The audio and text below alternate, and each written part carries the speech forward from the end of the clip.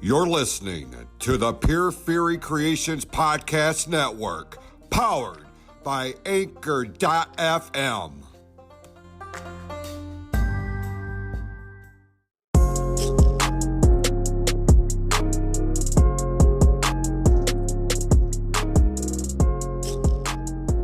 Welcome back, ladies and gentlemen, to another episode of Hanging with the Hitman. Todd Gilbert, that is me, through the magic of the internet, is in fact hanging with the Hitman. What's up, man? Yes, hey, what's going on, man? How you doing here on a rainy day? It ain't just a clever name, man. We are hanging. Hanging. Yeah, it's raining and it's sleeting and it's making noise on the roof. Can you hear that, though? I had to go outside today, right? Yeah. Now, for people like us, going outside isn't always fun. I like to stay at home where all my stuff is. Mm-hmm. But I went outside, man, and it looks like rain from inside until you walk outside and you get pelted with hail. I was actually outside in it earlier doing some running around before all this was supposed to get real bad, and it had just started. So it's like doing that sleet rain, like just about to get to freeze. If you stay in one place more than about, 2 minutes, it's going to freeze up. So just keep moving is what my plan was today. Yeah, and so, it was great. No, so just a few minutes ago, the mail hadn't come, probably because of the weather. And I was just upstairs before we started this. And I asked Laura, I said, did you get the mail? She goes, no, I just tried to get it a few minutes ago. And it just now got here. And then when she said that, my Alexa device said, ding, ding, your package has arrived. And I'm like, Laura, can you go out there and get the mail? Because I really can't, because our driveway is a sheet of ice right now. And I'm not ready to go ice skating right now. I'm not into that right now. I went on an ice skating adventure. I wouldn't recommend it. Have you ever done the splits while having that happen while you're doing that? Thankfully, no. My career in pro wrestling has made it so there's no splits. I just know how to catch myself so I don't die. Exactly. That's how I've always, from day one, from walking and knowing that things like this will happen where you trip or somebody trips you, or maybe you're just clumsy or whatever and you fall. And there's a way to, almost like a stuntman, to know how to fall. Because if you don't fall right, it's going to mess you up even more. Yeah. You are not going to have a good time. And we would learn that. We know that we think of things before we do them. Don't you think, like, well, when I walk down here, okay, I see that there is a railing up there about 4 feet, so I'll start with grabbing that. I had this whole plan on my, in my head a lot of times. That's one of those things that... Not everything always goes according to plan. It never does. No, it usually does. I got to knock on wood once again because I just feel like somehow I just put myself in a jinx position. In the immortal words of Eddie Floyd, you got to knock on wood. Oh, wood. Right. Right. So yeah, for those of you listening in who may not know what we're talking about, we live in the most unpredictable state in the world. That's Michigan, where it's 50, 40, 10, 30, 80, 10, 50. It alternates. And it's 24-hour basis. Yeah. It really does. So it's a constant adventure, especially for people like me and Brett who might have challenges in physical challenges. I think what we life. like to call it is we're weather challenged. Oh. I like that. If there's another word for, dealing with the outside elements, we can use that to, That's nice. Yeah. Weather challenged. I like we literally are weather challenged. Right.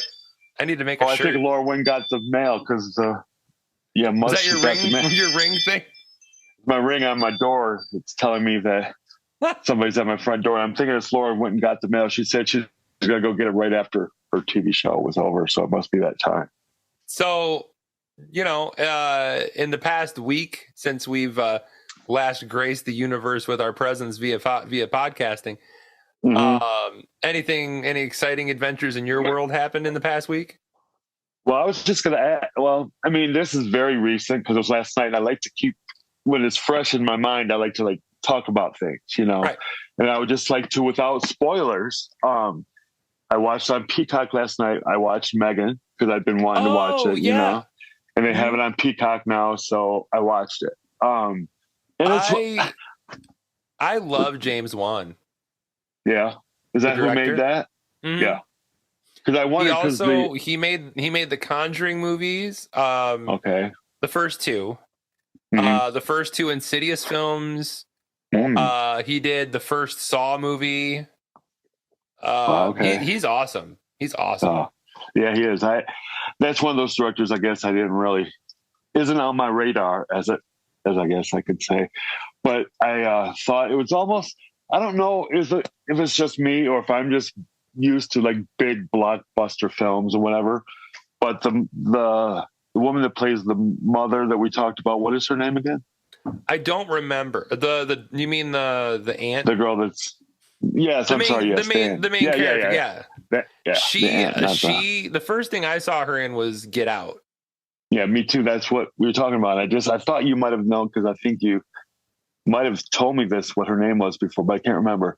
But is it just me, or even with that movie that she was in, with the Get Out movie, the new movies that are coming out, they're not as, and it's kind of cool because they're more story based. They're not a lot of, either now you have movies like this or you have the big, you know, Star Wars and the big, all the production stuff.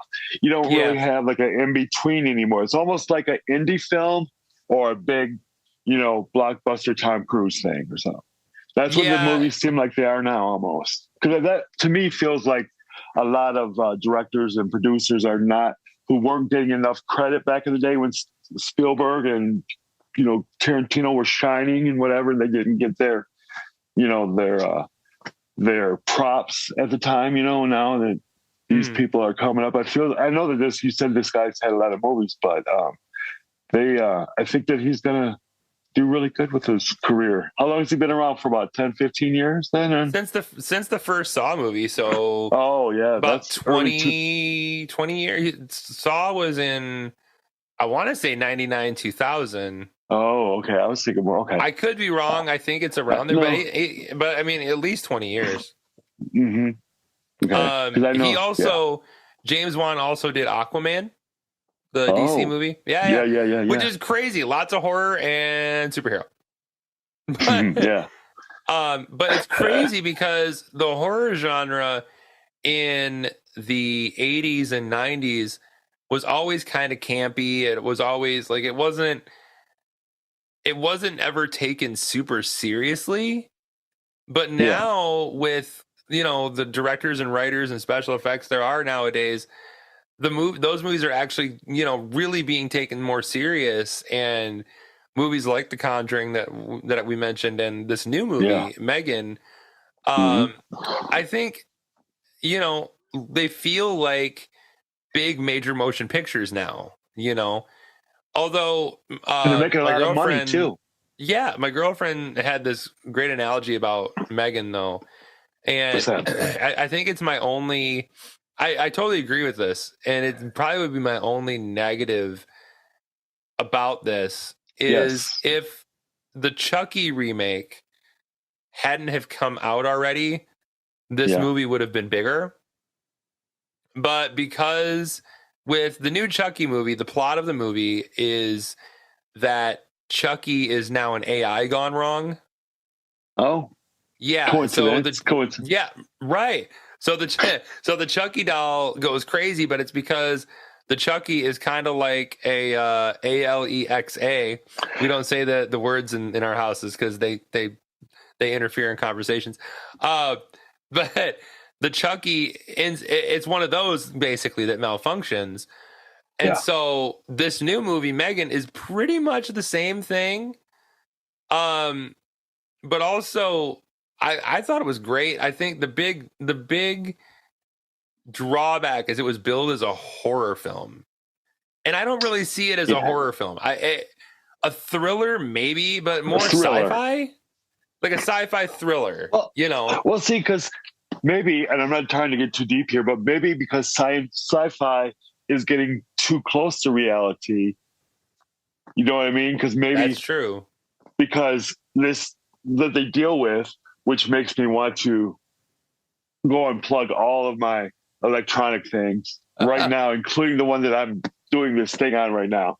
Right. You know, it makes me want to do that because it makes you think, like, you know, we wanted this stuff. And so if we're going to get it, if we don't do it right, then maybe they can kill us. We don't know. You know, the robot plot uprising twist, could be. The robot uprising is real, folks. It's you have seen it many times. That one with the kid from Sixth Sense. I didn't see dead people. That one, that AI or whatever. Steven Spielberg. And then was a Minority Report kind of like that, or one of the Tom Minority Cruise? Report. No, not Minority Report. No, I Robot. Yes. Yeah. Yes. Yeah. No, I Robot is what's that? Will Smith. That's Will Smith, isn't it? Mm-hmm. Yeah. Another. Yeah, you were Will Smith. Yeah, there's a lot of Will Smith movies that. I've never seen a bad. Well, I take that back. I've seen one bad Will Smith movie. Which one would that be? Wild Wild West. Wow, he deserved it. He was getting too big for his britches. He needed to come down for a minute. He was doing all them other movies at the same time. You can't have the 4th of July 10 years in a row. You know, the opening weekend for the 4th of July, that's usually a big weekend. And he usually, coincidentally, always had his movies come out on the 4th of July weekend. Then he got slap happy and ruined it all. What? Then actually one of the movies was 4th of July. Wasn't it the Independence Day? Mm-hmm. You know. Just don't ever watch the sequel to that movie. Don't do it. Is there one? Unfortunately. What is it called? Independence Day Resurgence. Oh. It's terrible. I mean, it's basically like, I like to pretend that only one Matrix movie was ever made, and there's only one Independence Day movie. There's only one Children of the Corn film. They didn't have 90 sequels that were terrible. You know, there's only one Pet Sematary film. You know. Well, I mean, you could say that with There's only two Terminator movies. Oh, we did this last week. Let's go with this. Give me a second movie that's better than the first one. Terminator 2. That could be good. Yeah, that could be. Terminator 2. Like, now, the first Terminator was so unique and so different and so, like, it's just good. It was great.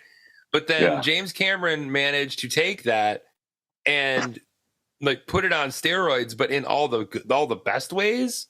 Mm-hmm. Like, I loved the story of the second one. The actors, I mean, Robert Patrick as the new Terminator was terrifying. Yeah. The liquid Terminator dude was so terrifying. Oh my God. The guy the kid that played John Connor, oh no, the name. I know. It's Will. It's gone. Gosh, I remember that. I when that movie was, I remember that. I know. Is it Will something? No, it's listeners. This is where you find out how much we forget things. Does he have a W in its name? When you're old, does he have a W in its name? What's that? Does he have a W in his name when you look it up and find out? Maybe. No. Oh no, it's coming to me. There is. Yes. No. I got it. Okay. Edward Furlong. See? There is a W. I started to look it up, and then it popped. Then it showed up. I swear to God, that's how I knew it. How did I? Wow. Yeah. I felt like there's a W in there somewhere. But he was awesome. Yeah, he was. And of course, Linda Hamilton is always great.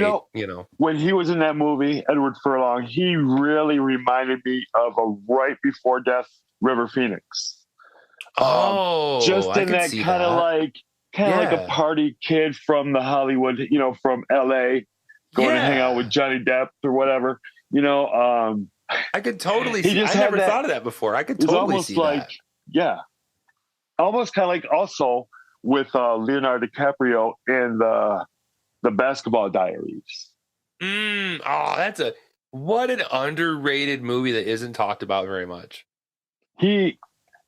Like I said, when I first saw him in Gilbert Grape, I just said, like, this kid, whoever this is, if this isn't real, if this isn't how he really is, then he needs an award right now for this role. And then look at the great career he went on to have. You know what I mean? I don't even think he had anything before that. He was on that Alan Thicke comedy show, Growing Pains. He was on Growing Pains a little bit, but that was about it.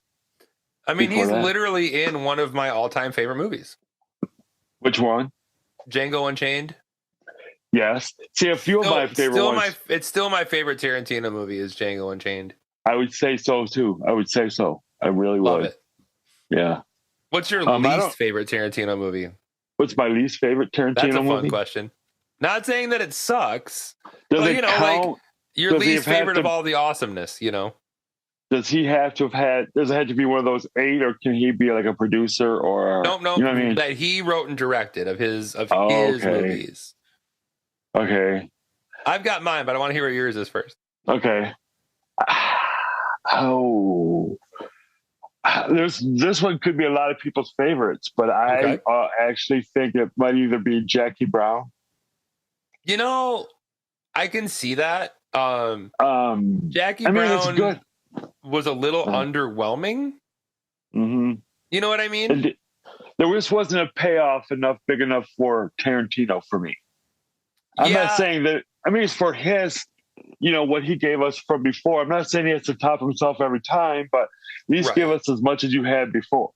And it's been a minute since I've seen that one. I need to go back and watch it, but I might do that again too, for sure. My least favorite is Death Proof. I knew you were going to say that, and I really can't say that because this only reason is I could almost probably agree with you, but it's one of my daughter's favorite movies. It's the only movie that I could get her and I to watch together and actually sit down. When I say least favorite, I mean every one of his movies is amazing, and I own them all, and I love them all. But out of all of them, the one I'm least likely to rewatch is that one. And for me, what kills it is... And Tarantino is known for dialogue, don't get me wrong. But Death Proof has this 40-minute scene almost, it feels like, where they're just sitting at a diner talking about random crap. And, like, after a while, it made me, like, check out of the movie. You know what I mean? They did the same thing with Reservoir Dogs, though. Same thing. They sit around at the beginning, talk about Madonna and all that stuff. Next thing you know, they're talking for, like, 25 minutes. But in the beginning, it feels a little more organic than having it right in the middle of the movie where everything just slows down. Yeah. And you know what I mean? Yeah. But look, this is why I just want to say this. I probably would agree with you, but like I said, with the bond that me and my daughter have for this movie, it's like the first, it's a couple things. It's first of all, it's like us actually sitting together and watching it. And it's also cool to be able to have her watch a movie that gives empowerment to women.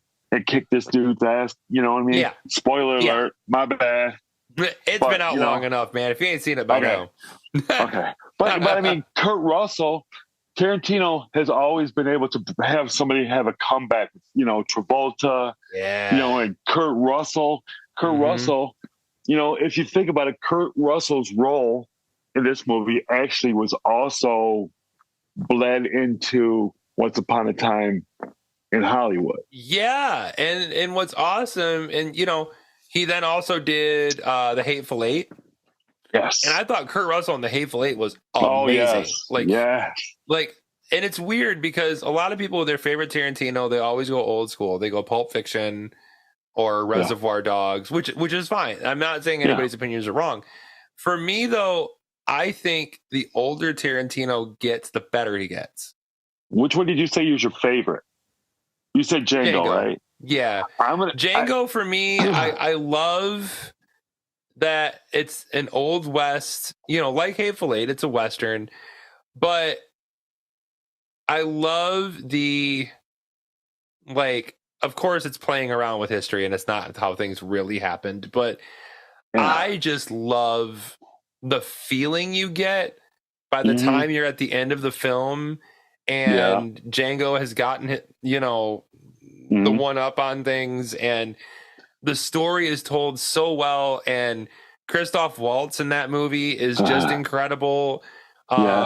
and he started with Tarantino, if I remember right. Inglourious Bastards, which is a great movie. Yeah. Tarantino will always be in my top 5 favorite directors of all time. I forgot about that one for a minute. That one might be my least, only because, when you want to give a reason and they give you the boxes why it is you want to like cancel your subscription or whatever. A lot of reading. Here's my read. Yeah. I don't want to read my movies, man. I can read a book or I can watch a movie. I don't want to do both, man. It's supposed to be relaxing. I don't want to read everything I'm watching. I think Tarantino treaded the line up too much for me.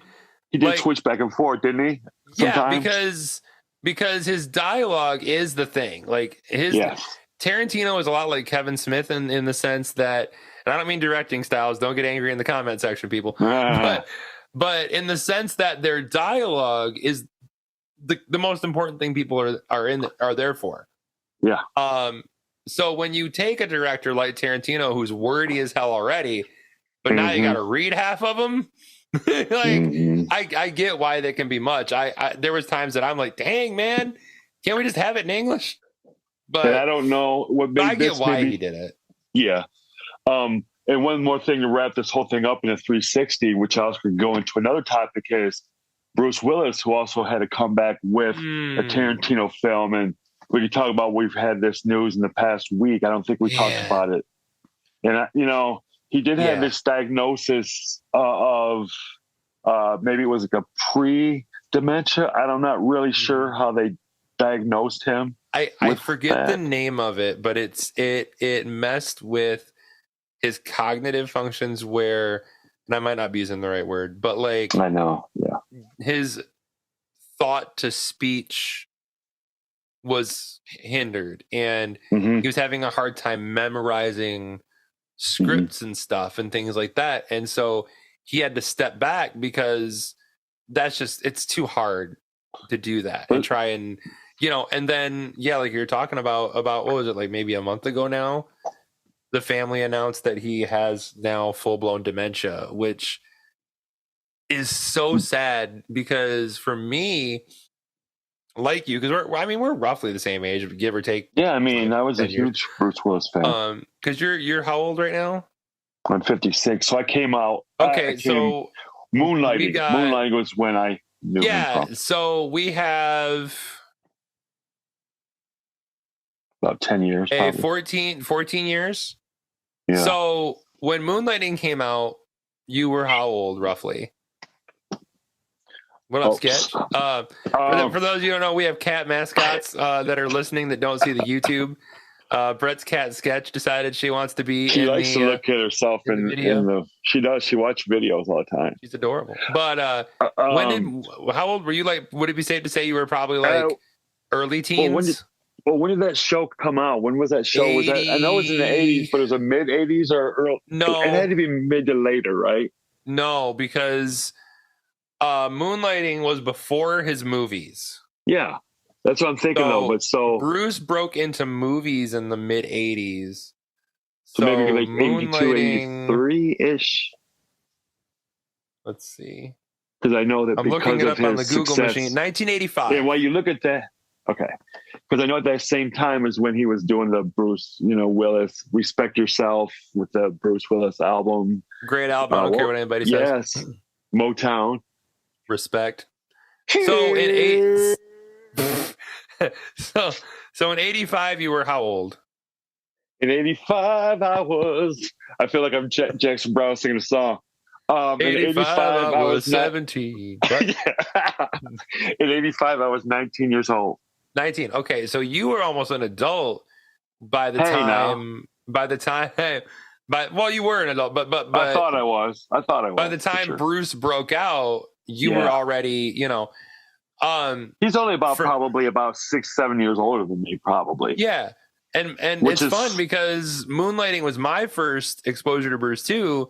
Yeah. Although when it came out, I was 4. But via DVD or no, it was like VHS? Syndication. Like yeah. I think it was. Yep. I want to say it was like Nick at Night or like something like that. You know what I mean? Mm-hmm. My dad and I used to watch it because it was so fun, Speaking of that, night, speaking of that, it's a bonding experience sometimes that you remember. It really is. And it is. Yeah. From then on, after that, for me, it was Hudson Hawk, and then Die Hard. But then going forward, like Bruce very quickly became my favorite actor in the whole world. I mean, I can, through the 80s, 90s, and even early 2000s, I'm really pressed to try and think of a Bruce Willis movie I didn't like. There was so many great, Die Hard and The Whole Nine Yards and Armageddon, Sixth Sense, Color of Night, which is one that a lot of people don't talk about very much. The Last Boy Scout. Yeah. Where Eminem later stole the line for the song "Guilty Conscience." Yes. For those of you who know, know. If you don't, I'm not going to say it. It's a family show. Yeah. I already dropped an F-bomb in last episode, I think. Well, no, that's what. Yeah. Oh no, I was gonna. What I was gonna say was, had you heard about this? I don't know if it was a rumor. It wasn't it was on TMZ or something, and I don't want to say it was from TMZ, but it was on one of these shows that they were talking about this was before the announcement, about this early dementia that they were thinking was coming. So they were trying to get him in many movies as they could. So he's done a lot of small roles to try to get himself out there in the last couple years or whatever, that they've known about something, whatever it might be, if they didn't know at the time. Right. Or they did, and they just kind of just try to get him to keep working while he still can. Yeah, that's true. He knew his time was coming. Yeah. As far as like he's on borrowed time in like movies, so he signed on for a lot of stuff. And there's the last things he did. It's a series about a police officer. It's like a series of 3 or 4 movies. I don't know what it's called. I have to look it up later, but those are like the official last films of his. And the first one just dropped. I mean, they're straight to Blu-ray streaming, whatever. But they just came out not too long ago. But yeah, those are his final films, and it's sad because even if I remember right, I think it was Al Pacino called Bruce Willis one of the greatest actors ever. Wow. Al Pacino said that? Yeah, it was some award show I remember seeing when I was a teenager, and they were talking like Bruce Willis was getting some sort of award that Al was presenting him, and I think he said he was the greatest actor of that generation. And when you think back to it, I mean, there were a lot of amazing actors in the 90s, don't get me wrong, but Bruce just had that extra thing. You know what I mean? That you can't quite put your finger on that extra, I was really thinking about this the other day, and I was thinking like there's actors that I really like that are like a certain way when they're on screen, and they're totally different when they're not on screen. And Bruce seemed to me like he'd just be a badass, cool mother effer at home just as much as he would be in Die Hard 17 or whatever. So it seemed like he was just a cool guy that his acting was so good that he just seemed like he just playing himself pretty much. Yeah. And you thought that just, he might be a totally different guy. He might have from everything I've seen, from what we've seen in interviews and stuff, he seems like kind of a more sarcastic, fun-loving, kind of cool dude. But like, you also hear stories of like his infamous feud with Kevin Smith for years, when Kevin Smith did the movie Cop Out, and Bruce, he said, was just a nightmare. But also, we don't know how far back he knew about what was going on, because it's similar to the fact to the thing of Michael J. Fox. What I didn't know until this year is that Michael J. Fox's Parkinson's diagnosis was in the 90s. That because Sam and I, my girlfriend Sam, her and I, every year for Halloween, the month of October, we watch scary movies all month. And this year, because she had never seen it and I hadn't seen it in forever, we watched The Frighteners. You remember that movie? Yeah. Where he's like the sham ghost hunter, you know? Oh my gosh. But then it turns real, you know? And Michael J. Fox is in that, and he's awesome. But in that movie that came out in 92-ish, he had Parkinson's.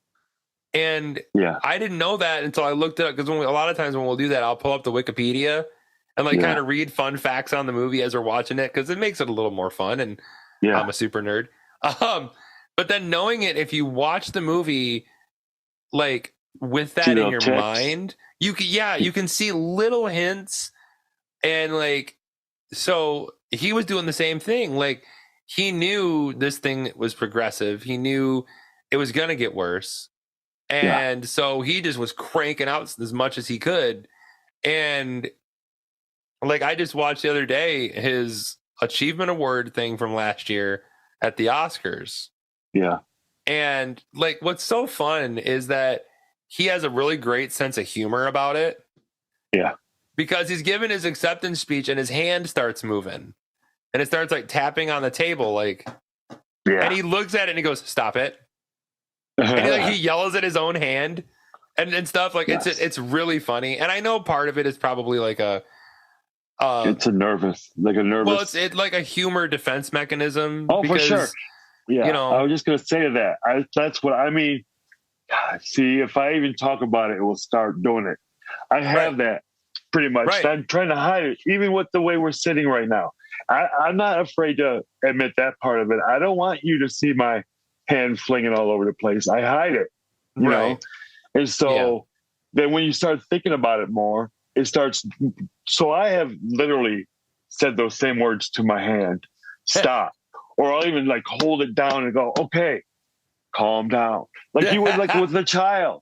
You would with the child. Sometimes it'll move by itself and I'll get like an arthritis. I'm like, oh my God, calm down, because I'm starting to, you're starting to hurt me now. You know, your head is, your movements are starting to hurt me. Stop it. So I understand exactly that. I do. Like, mad respect though for the fact that even up until like he kept pushing until he just couldn't anymore. Yeah. And the same with Bruce. Him and Bruce Willis both just pushed and pushed until they just physically like couldn't do it anymore. He just wrote another book not a couple of years ago, I think, and Michael J. Fox. And I think that I have it. He's still doing, engagements to do speaking things and stuff, which I think is really cool. And that is a humor thing. You know how that is. I definitely was a comedian in my school, making fun of myself to make other people laugh. Yeah, I'll take the E grade because now my friends at least won't pick on me or whatever, so I understand that. I'll be the comedian and get in trouble through the whole hour because I'll talk to people or make, just try to like throw the eraser at the teacher or whatever to get my people in the class to be, nice to me. But anyway, so I totally understand the humor, trying to be the funny guy, or I totally get all that. Yeah. I could tell you the reasons for it. Even. And the book you're talking about, it's called No Time Like the Future. Mm-hmm. When I went to LA a couple years ago for a vacation with a mutual friend of ours, we went to a Barnes and Noble, and their Barnes and Noble is 3 floors, by the way. It is the biggest bookstore I've ever seen in my life. But and when I say 3, I mean 3 stories. Like, it's huge. It has escalators, for God's sakes. But they had an audiobook section, which I love audiobooks. Yes. And they had Michael J. Fox's new book read by him. And I got it because I'm like, I have to. Because like I love reading his stuff for the same reason that I love reading like Paul Stanley's book. And that is, here are people with disabilities, so to speak, and look at these amazing things they do. And it's inspiring. You know what I mean? It's very uplifting to read these people push above these things and go on to do what they love to do. And it's inspired me. I'm sure it's inspired you in the same way, because I mean, look at all the things that we've done through our lives, not trying to like brag or anything, but like that kind of stuff has motivated us to push harder. You know what I mean? Yeah. And, you know, we have our pains and stuff. And then, you know, you get to where you just know you have to go do things and have to work and do all those things. So you just live through them, and that's just how it is. So we don't complain about them, because we have pain every day a lot of times. Like in the wintertime for 4 or 5 months, I'm in pain constantly until that sun comes out and it's 75 degrees. We play it off very well, but that's what I do anyway. I don't know about you, but that's, it's the same here. I have pain all day. There are days that I don't, but by and large, there's at least a little every day. I think as I get older, my arthritis kicking in, you know. Well, and like I had gone to see my doctor about this conversation was about a year ago. It's not been a year since I've been to a doctor, but I told him, you know, we were talking about, because I have COPD, which is a constrictive breathing thing. It's fun. And sleep apnea and all this other stuff. And I told him, well, then there's these other things that I'm finding harder to do that weren't harder to do like 3-4 years ago. And I'm like, is my condition getting worse? Am I, you know, whatever with, you know, all my other stuff? And he goes, no, you're getting old. And I'm like, no, I'm only 40. That's not that old. He goes, no, in the grand scheme of things, your body's getting older. It's not that you're getting worse in any way, but it's been going for 40 years.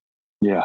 You're just getting older, and there's just things that you're not going to be able to do as much than you did before, you know? Yeah.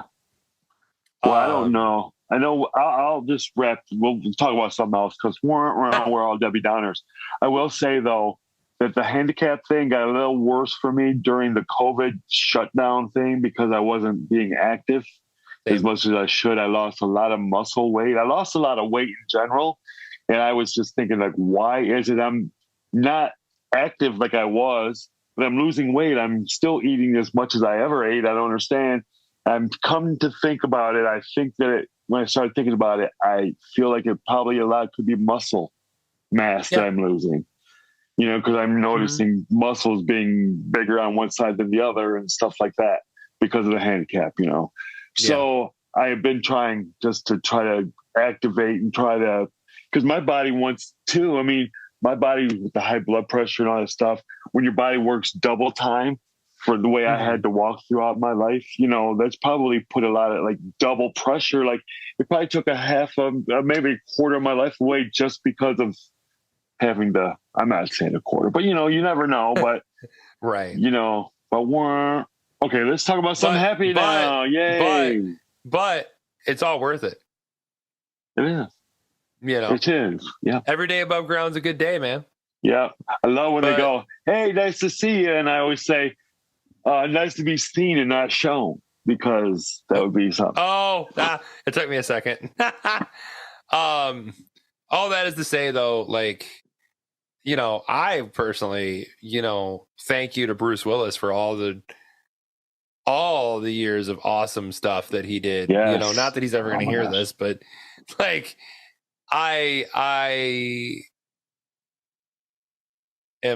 still a huge fan. You know, he was amazing, and now I want to watch a bunch of Bruce Willis movies. But me too. So, you know, to kind of wrap up today, are there any movies that you're currently looking forward to? Like, you know, things that aren't out yet, or maybe something that is that you just haven't seen yet, or, you know, what's on your radar for what you're looking forward to seeing right now? What I'm looking forward to see? Yeah. You know, so weird. I don't know. I've turned in, because of the whole COVID thing, probably being at home quite a bit. I've done more TV and streaming more than I'm thinking about movies anymore for some reason. I'm really excited to get the new Ted Lasso season going on Apple TV. And they just had their preview for the new upcoming season drop today, actually. If you'd like to see that, they got the preview for the next season of Ted Lasso. And I okay. also, speaking of Apple TV, I really like the show, The Morning Show.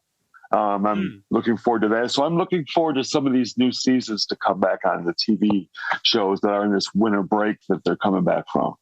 And so that's what I'm looking forward to, because I don't really know a lot of movies that I'm looking forward to at all. It's, we already talked about the one we're both going to want to see the last show that we did. But is there a movie that you're thinking about that you can? I was talking about the Michael Jackson movie. Did we talk about that on the last episode? The one that I'm the most looking forward to is The Flash. Oh, with Michael Keaton's return as Batman. Because oh my gosh, yes, Michael Keaton. Michael Keaton. How do they explain that kind of stuff, though? A Flash in the movie, it's in the trailer, discovers a way to move through universes. Okay. So Michael Keaton's Batman is an alternate universe that Flash ends up in. I see. So that's going to be fun. But I'm looking forward to that the most. I really want to see the new Whitney Houston movie. I have to come over there and watch it with you. You can do that. And as far as TV shows, right now we're really into The Last of Us. The new episode dropped. As of we're recording this, the new episode dropped yesterday. And so we're going to watch that probably tonight. We're on episode 7, only 3 more to go. Stressful. But for anybody who's ever played the games, it's amazing. It is the best video game to show / movie translation there's ever been, and I will fight people on that. Like, no, it is so good. And it got renewed for another season, which is awesome. And season 2 is going to be the second video game. So the first game is all of season 1, and season 2 begins the second game, which is fun. Neat. So really looking forward to watching that tonight, and the new Whitney movie looking forward to. Yeah. Obviously the Michael biopic when it comes out. I love biopics. I do too, man. If they're done good. Do too. If they're done well. Yeah, if they suck, I'm mad. I've seen, like the Tupac one. I was not a fan of that one. I love the Tupac documentary that MTV put out. Way better. That was a movie to me. That was a movie. It's 2 hours long, and it's him talking about his life. And MTV puts their stuff in. It was great. What's sad to me is the Notorious B.I.G. biopic was so good. Yeah. Really great. Is that the one with Angela Lansbury as the mom? Yeah. Not Angela Lansbury. Angela Bassett, man. Angela Lansbury. Angela Lansbury Lambert. Murder, She Wrote, being Biggie's mom. No, Lambert. Angela Bassett. They mix them together. But Angela Bassett's everybody's mom. I mean, she is. She's also Katherine Jackson. What are you gonna do, Katherine Joe? Jackson. I'm pretty sure in the same movie she played the mom there, and she might have even played the mom in One of the Temptations. I'm not sure. She might have played. I mean, if you need someone to play your mom, at the same time in the same movie, right? What I'm at. Just saying, casting directors, you need somebody to play a mom. No, but didn't she play the Temptations movie? Did she play the Temptations movie? I don't remember. I mean, possibly. I mean, I'm okay. I'll look it up. And she was also Tina. Yes. And that was a great biopic, the Tina Turner biopic. That was one of the best ones I've ever seen. But that was one of. But getting back to what I was kind of saying, like, so the Biggie biopic was awesome and left nothing out. Like, didn't gloss over it. It was raw. Right on. The Straight Outta Compton movie, same way. Left nothing out. Was very raw, very open, very honest. And then the Tupac movie comes out, and they glossed over things, omitted things, sugarcoated a lot of stuff. Like was it the same people? Did the same people make it? Okay, no, the same people didn't make any of them. But what was cool was the guy that played Biggie in the Biggie biopic reprised the role for the Tupac movie. Yeah. Mm-hmm. So they were in the same universe because they are in real life, But it was just sad to me that like it wasn't as real as the other ones. Bohemian Rhapsody, even for all the controversy that went on during the making of it, it still didn't leave anything out. I mean, it didn't dive super hard into like the struggles Freddie had with like, substances or sex or whatever, but they didn't have but it didn't hide them either. It told you about it. It didn't have to glorify him. It didn't have to show him having sex to get AIDS or whatever it was, however he got it. It didn't have to actually show you. Right. You just have to like let them know that that's what happened, and you don't have to like get into that much of a detail to be able to be believed in a movie. Right.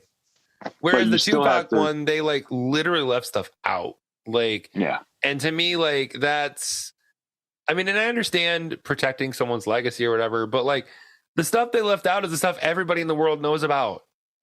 So why would you leave that out of his life story? Because that kind of stuff the same story over and over. You tell the same story over and over. Yeah. Sorry. Like you're fine. Like there's people I would love to see biopics of that there hasn't been one. Who? Who do you think? I would would be your love top three. Ooh, okay. So this is what I call the Hitman's top three. I just named it Hitman's top three. All right, that's what we're gonna do. This segment, Hitman's top three. Because I've done this like 5 times in the last 2 episodes, so might as well do it to make a thing out of it now. We've been making a little graphic. For it. Hitman's top three. Yes. So here we go. Top 3. I'll go first. The top 3 ones that I would love to see biopics of. Now, the rule being money is no object, and everybody involved agrees to it and doesn't battle it, because otherwise you ain't getting half of these. I would love a Beatles biopic, properly done. I know it's in the works, but who knows when it's ever going to come out. Kiss. But here's the tricky thing with Kiss. Kiss has such a long story. So what do you tell? I want beginning of Paul and Gene's lives as kids. You do. And then into Wicked Lester, into Finding Pete, into Finding Ace, and the story of the original 4 members. And maybe ending it at the last concert or the opening of the Detroit show. Maybe, but but you'd have to go through all the other history to get to that. But like, you'd leave all the other ones out too. I'd love to see it. Here you go. Up to Alive.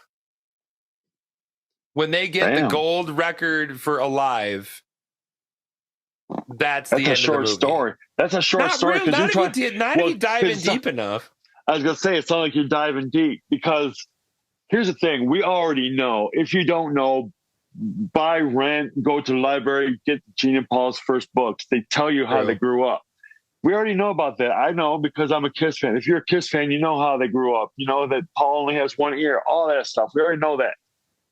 We don't have to listen about that stuff. We already know. Let's start them up right at the end of Wicked Lester, just like they did on the Queen movie. Get them where he's coming in. Oh, there you go. At the beginning of, when he first meets to become a group. Maybe have it when Ace walks in. I can't remember if it was Peter or Ace first, but I think it was Peter came in first, didn't he? I think. Yeah. Whoever came in first kind of started with that. Or maybe have them jamming or something in Wicked Lester, and then have that dissolve, and then it'd be kind of fun that the movie starts with Peter Criss seeing the ad in the Village Voice. Yeah, and goes that's to what I'm meet saying. Paul for the audition. Yeah, and maybe if we don't go to just Alive, maybe we just go all the way until the original 4 break up. Yes. And then we don't do more with Eric Carr and Vinnie Vincent and all that. Let's just say Dynasty. I know the Dynasty doesn't really count. I understand that, but that was the last one as a fan of that era that everybody in my age group was like, okay, that's kind of like the end of that era. You had to be my age, and a lot of people. But it wasn't the last one with all 4. I know. Creatures of the Night. Yeah. No, Unmasked was the last one with all 4. All 4, okay, yeah. That was Pete's last is Unmasked, even though he's not on it. The exception of the song that he has on. And Ace isn't on Creatures? No. Okay.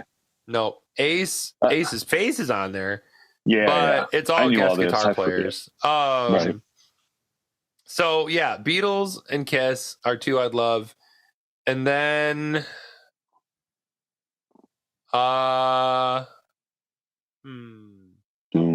See, that's where it gets tricky. If we're just going, are we going music or just in general? It don't matter. Just biopic. Okay. The biopic.